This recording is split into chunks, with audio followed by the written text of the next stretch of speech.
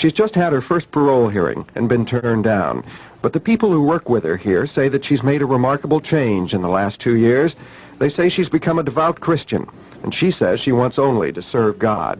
Susan Atkins feels that her horrifying experience with drugs can be a lesson to those that use them or think about using them. Today, she says her bizarre behavior was born out of Manson's evil persuasiveness and fed by her constant drug use.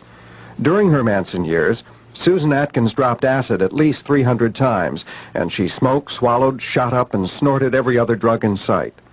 And although she had no drugs in her first 5 years of imprisonment, she says it took her that long to fully regain her consciousness, to even begin to realize what she had done.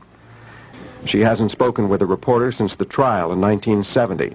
She got word to me that she wanted to talk about the dangers of drug use, that she also wanted to reveal something new about the murders. What happened that night you all went to Sharon Tate's house? What really happened? Well, I remember getting in the car with Tex and Tex Watson and my other 2 co-defendants, 3 co-defendants actually. And before I ever got in the car, Tex and I had our own special little stash of cocaine. I think it was cocaine or methadone, I'm not sure which. And we were speed, and we both snorted some speed and got in the car. We were very, very wired.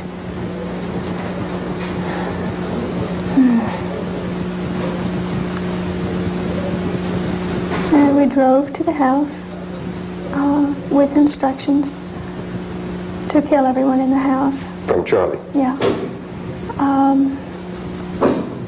And not just that, but that we were instructed to go all the way down every house, hit every house on the street? On the street, yes. And kill all the people in those houses? Kill all the people in all those houses.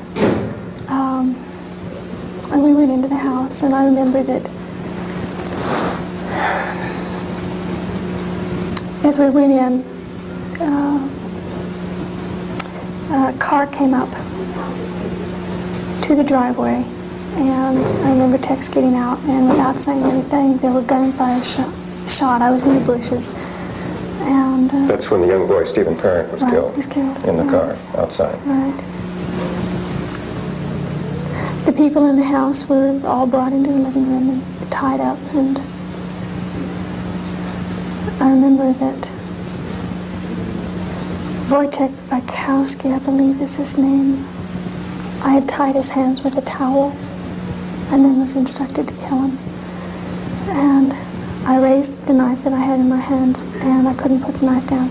I couldn't bring it down. It was just as though there was a force there that held my wrist, and I couldn't move. And as he saw that I couldn't move, then he very easily undid the ties, the towel that I had tied his wrist with, and he and I began to fight. And I remember I was screaming for help, and he was screaming for help, and then Tex came and helped me, and I was left to sit and watch Sharon Tate.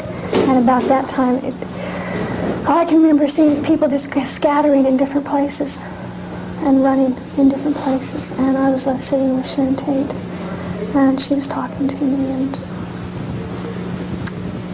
I remember that I had absolutely, I felt nothing. I felt absolutely nothing for her as she begged for her life and for the life of her baby. And Jesus. I remember when we first went in, one of the people said, "Who are you?" And Tex said, "I'm the devil, and I'm here to do the devil's business." And I remember that in my conscience, it's so alive in me, even just recalling it. I remember that I had gone so far and there was no turning back. That even if I had wanted to run, even if I had wanted to leave, I couldn't. It was like I was caught in something that I had no control over. I had absolutely no say-so as to what was happening there. I was just like a tool in the hands of the devil, is the only way I can put it. And I believe that it was by the grace of God that my hand did not go down with that knife on Wojciech Bakowski's chest. I believe that Well, who did kill those people? that night, Yeah. Tex.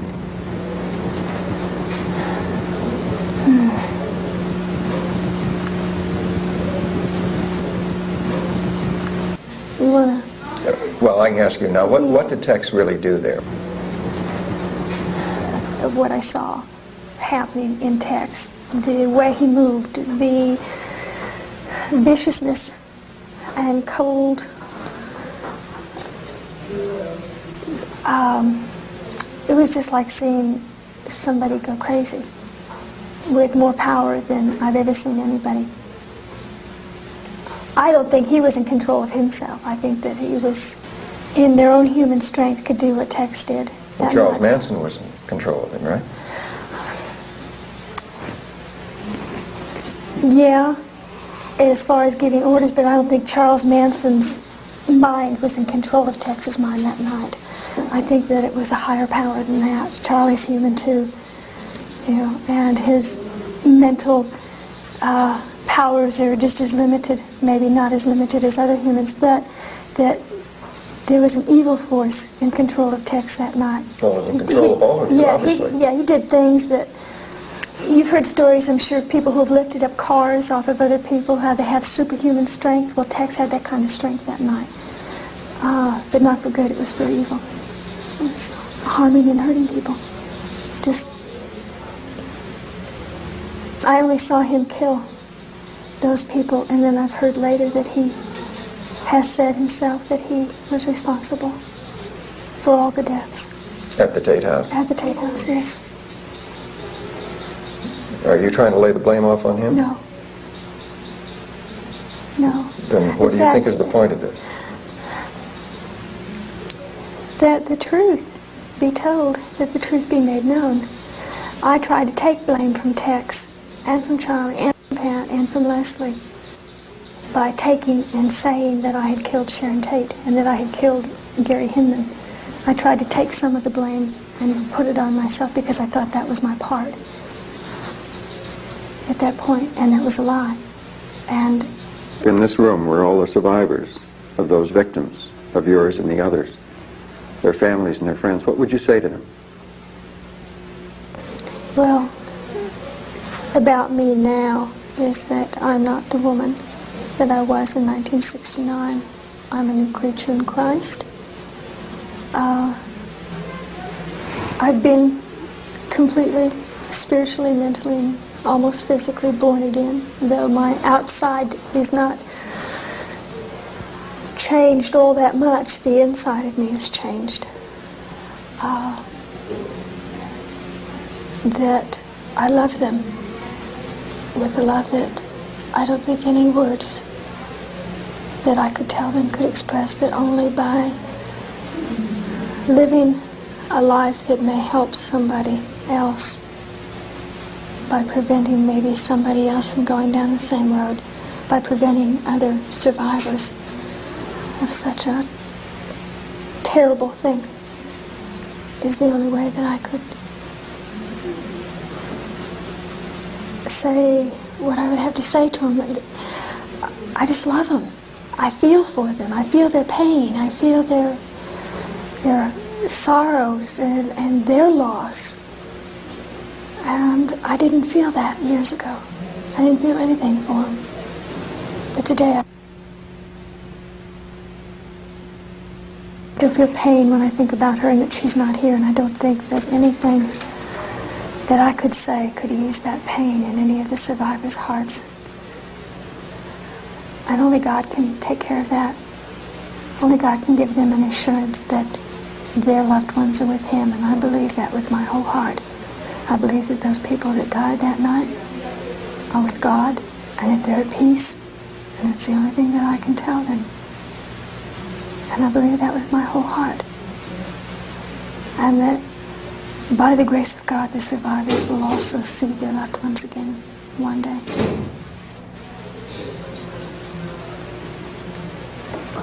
You'd have to understand what acid does to the mind in order to understand how a person can get confused behind drugs.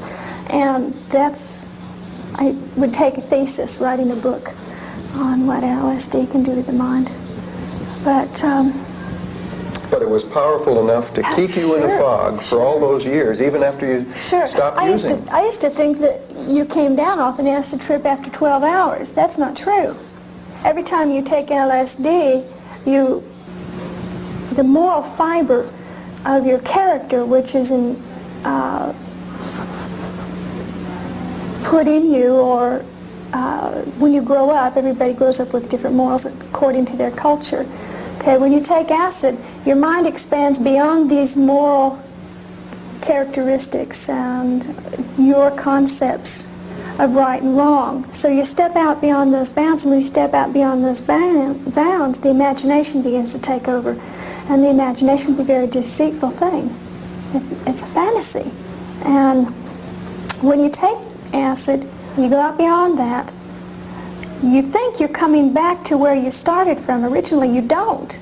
And every time you drop acid, you get a little bit further away from reality. And I took so much acid that I just was what I would term spaced. And it took me many years to what I term now re-enter. And that was just through not having any acid and having to deal with reality every day. Well, you say you're operating from a sense of complete consciousness now and reality. Then looking back from this point for you, what you were and what you did must be terrifying. Yes, to realize that by my own free will, I willingly got into something that completely took control over me, that I lost control of myself behind drugs and a process of deprogramming, losing my morals. It wasn't just drugs, it was Charles Manson's persuasiveness too. Well, yeah, there was a lot of deprogramming that was involved in that. You take away a person's conscience of right and wrong by telling them when they're under LSD or any mind-expanding drug, there's no such thing as guilt. And you've already come to a place in your mind or your imagination where you don't like the feeling of guilt, so it's easy to say, yeah, there's no such thing as guilt. I'll believe there's no such thing as guilt, therefore I can do anything and not feel guilty about it. Can you understand why many people, perhaps most people outside, are going to feel that you don't deserve parole, that you should never be given parole? If you're aware of that. Yes. Well, so what if you spend the rest of your life in this prison? Then I spend the rest of my life in this prison. Is that thought depressing to you, though? No, because I know that, how can I put it? I'm content. How's it come about? How does peace come about, my peace? Mm-hmm. Well, I found peace through salvation in Jesus. And just knowing that I've been forgiven by God is sufficient for me. And the fact that you know out there people probably can't forgive you yes. has no effect on you.